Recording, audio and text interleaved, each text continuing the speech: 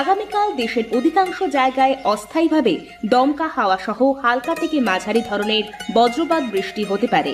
সেই সঙ্গে দেশের কোথাও কোথাও মাঝারি ধরনের ভারী থেকে অতি ভারী বর্ষণ হতে পারে। এদিন সারা দেশে দিন এবং রাতের তাপমাত্রা প্রায় অপরিবর্তিত থাকতে পারে।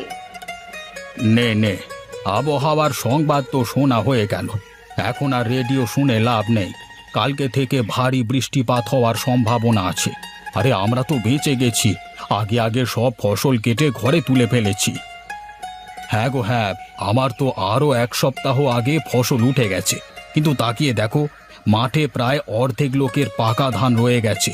কাল থেকে যদি ভারী বৃষ্টি হয় তাহলে তো মানুষের বিপদের কোনো